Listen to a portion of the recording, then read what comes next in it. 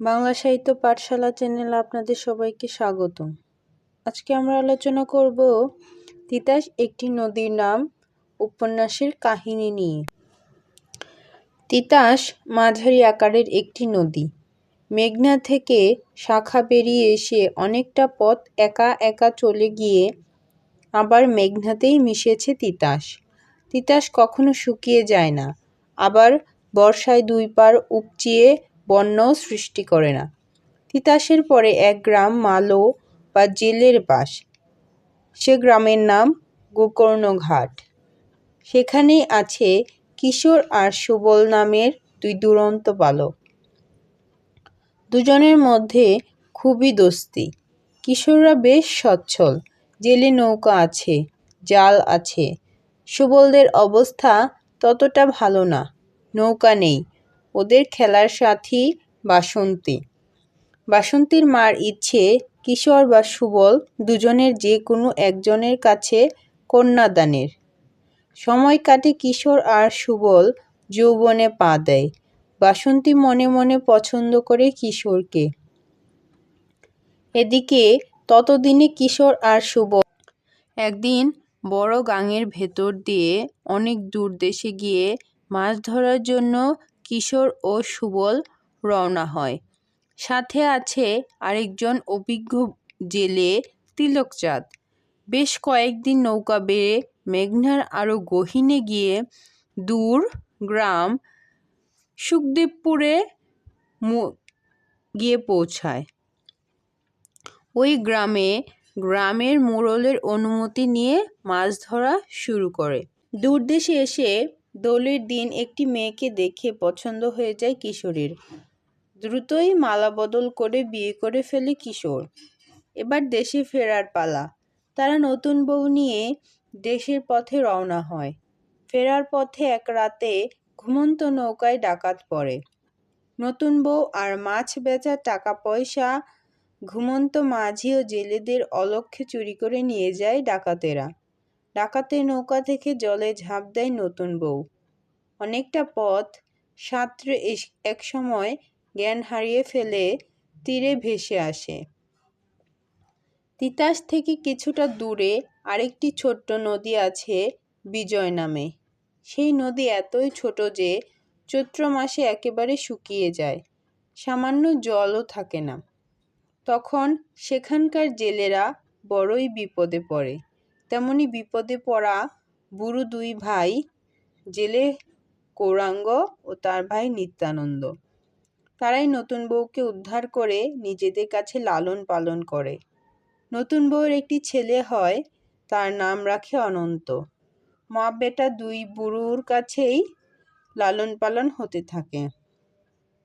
অন্যদিকে নতুন বউ আর টাকা কড়ি হারিয়ে কিশোর পাগল হয়ে দেশে ফিরে।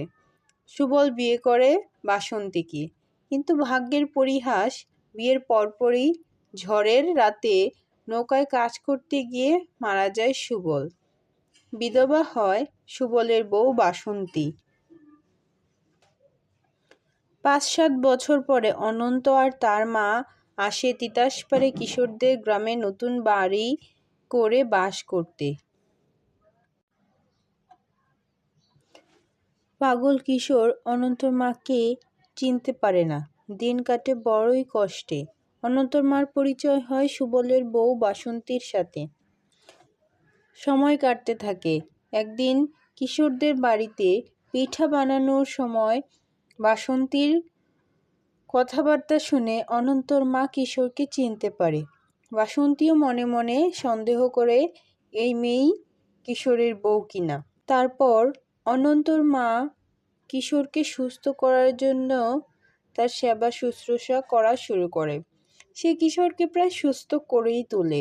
সে ভাবে হোলির দিনে কিশোরকে যদি পুরনো স্মৃতি মনে করিয়ে দেয়া যায়, তাহলে সে হয়তো অনন্তর মাকে চিনতে পারবে।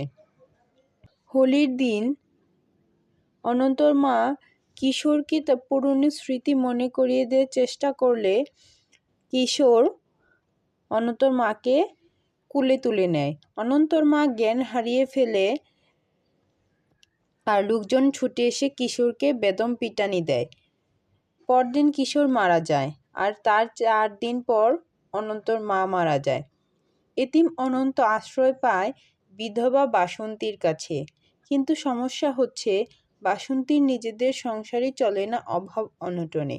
একমাত্র উপার্জনক্ষম বৃদ্ধ পিতা মাছ ধরে যা আয় করে তা দিয়ে 2 বুড়া বুড়ি আর বাসন্তীর পেটই চলে না।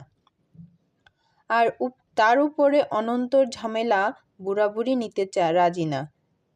কিছুদিন অনেক কষ্টে বাসন্তী অনন্তকে লালন করলেও শেষে আর পেরে না উঠে তাকে একদিন তাড়িয়ে দেয় বাড়ি থেকে। আশ্রয়হীন বালক অনন্তের আশ্রয় হয় নিঃসন্তান উদয়তারার কাছে।